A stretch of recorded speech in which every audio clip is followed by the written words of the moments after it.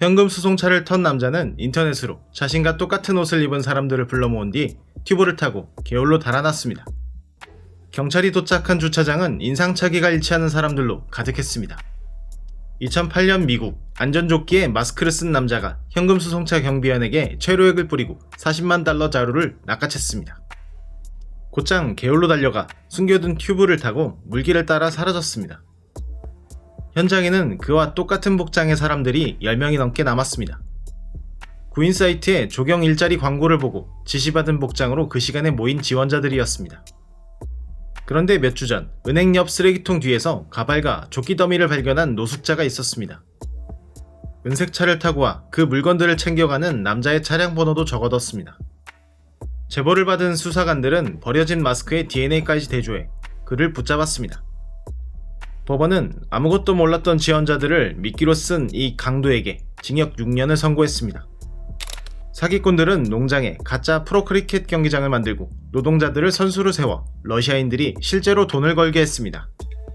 중계 카메라는 공이 담장을 넘는 장면을 한 번도 보여주지 않았습니다. 담장 너머는 농장이었기 때문입니다. 2022년 인도, 진짜 프로리그가 끝나고 3주 뒤였습니다. 러시아에서 일하다 돌아온 남자가 농지를 빌려 바닥에 흰 매트를 깔아 경기장을 만들었습니다. 유명 구단을 흉내낸 유니폼, 인터넷에서 받은 관중 함성, 유명 해설자를 흉내내는 해설자까지 준비했습니다. 일당 400루피를 받은 노동자 20여 명이 선수가 됐고 경기는 유튜브로 생중계됐습니다. 러시아의 도박꾼들이 텔레그램으로 돈을 걸면 베팅 상황이 무전기로 심판에게 전달됐습니다. 심판은 무전기를 든 채 카메라 앞에서 다음 공을 어떻게 칠지 선수들에게 지시했습니다. 보름 뒤 8강 문턱에서 경찰이 들이닥쳤습니다. 심판이 무전기를 선수에게 넘기고 달아나는 장면까지 중계됐습니다. 수사 결과 총책은 러시아에 있었고 같은 가짜 리그가 세 지역에서 더 발견됐습니다. 한 여성은 남편을 감옥에서 꺼내려고 헬기 조종을 배운 뒤 빌린 헬기로 교도소 지붕에서 데려갔습니다. 그녀는 가명으로 몇 달에 걸쳐 비행 수업을 받았고 평소처럼 헬기를 빌려 파리 한복판의 교도소로 날아갔습니다. 1986년 5월 프랑스, 남편은 파리 시내 교도소에 갇혀 있었습니다. 아내는 결혼 전 이름으로 비행학교에 등록했고 비행장에서는 헬기를 빌리는 단골 수강생일 뿐이었습니다. 탈옥 당일 아침, 그 헬기가 교도소 상공에 나타났습니다. 남편은 동료 재소자 한 명과 함께 지붕 위에 올라와 있었습니다. 헬기는 착륙하지 않고 지붕 위에 떠 있었고 함께 탄 공범이 줄과 장비를 내렸습니다. 남편은 헬기에 매달려 감옥을 벗어났습니다. 함께 지붕까지 왔던 재소자는 그대로 남았습니다. 헬기는 15분 뒤 근처 대학 기숙사 단지의 축구장에 내렸고 부부는 차로 사라졌습니다. 경찰은 조종사가 아내였다는 사실을 곧 알아냈습니다. 남편은 넉 달 뒤 강도행각 중 경찰과의 총격전에서 총상을 입고 다시 붙잡혔습니다. 한 남자는 면도 크림으로 음식 사진을 찍고 존재하지 않는 식당을 런던 맛집 1위로 만들었습니다. 그는 처음부터 늘 만석이라고 예약을 거절했고 거절할수록 사람들은 더 들어가고 싶어 했습니다. 2017년 영국, 그는 한때 돈을 받고 가짜 식당 후기를 쓰던 사람이었습니다. 후기가 순위를 만든다면 식당 없이 순위만 만들 수도 있지 않을까요? 그는 자기 집 정원 창고를 예약제 식당이라며 여행 사이트 트립 어드바이저에 올렸습니다. 시작 순위는 런던 식당 18,000여 곳 중 꼴찌였습니다. 음식 사진은 면도 크림을 얹은 접시, 페인트를 칠한 스펀지, 발 위에 올린 계란으로 찍었습니다. 친구들이 가짜 후기를 올렸고 예약 전화가 올 때마다 6주 뒤까지 만석이라고 답했습니다. 주소도 없고 들어가 본 사람도 없는 식당은 6개월 만에 런던 1위가 됐습니다. 그는 딱 하룻밤 식당을 열었습니다. 손님 10명에게 즉석 식품을 그럴듯하게 담아 무료로 냈습니다. 재료비는 다 합쳐 31파운드였습니다. 식사를 마친 손님 중에는 다음 예약을 물어보는 사람까지 있었습니다. 죽은 척한 남자는 자기 집과 이어진 옆집에 숨어 아내와 살다가 5년 만에 스스로 나타나 기억을 잃었다고 말했습니다. 두 아들은 아버지가 죽었다고 믿었지만 아버지는 옆집에서 비밀문을 드나들고 있었습니다. 2002년 영국, 빗에 몰린 전직 교도관이 카누를 타고 바다에 나갔다가 사라졌습니다. 수색에도 시신은 나오지 않았고 이듬해 사망자로 처리됐습니다. 아내는 남편의 생명보험과 연금으로 50만 파운드 넘게 받아냈습니다. 남편이 숨은 곳은 부부 소유의 옆집 단칸방이었습니다. 안방 옷장에 가짜 뒷판 뒤에 옆집으로 가는 구멍이 있었고 손님이 오면 그리로 사라졌습니다. 죽은 아기의 이름으로 여권까지 만들어 파나마 이주를 준비했습니다. 2007년 12월 남자가 런던의 경찰서에 걸어 들어왔습니다. 지난 5년의 기억이 없다면서요. 며칠 뒤 기사를 본 시민이 인터넷 검색으로 사진 한 장을 찾아냈습니다. 파나마의 부동산 사무소에서 아내와 나란히 웃고 있는 죽었다던 남자의 사진이었습니다. 법원은 부부에게 각각 6년 넘는 징역을 선고했습니다. 오랑우탄이 자꾸 우리를 빠져나오는데 제복 입은 직원 앞에서는 아무 짓도 하지 않아 사육사들이 관광객으로 위장해야 했습니다. 동물원은 암벽 등반가들을 고용해 벽에서 손발 디딜 곳을 찾아 없애는데 4만 달러를 썼습니다. 1985년 미국 샌디에이고 동물원, 오랑우탄 한 마리가 우리 밖을 걷고 있었습니다. 도망가지도 않았습니다. 다른 동물을 구경하다 사육사가 오자 순순히 돌아갔습니다. 동물원은 빠져나온 길을 찾아 막았지만 그는 또 나왔습니다.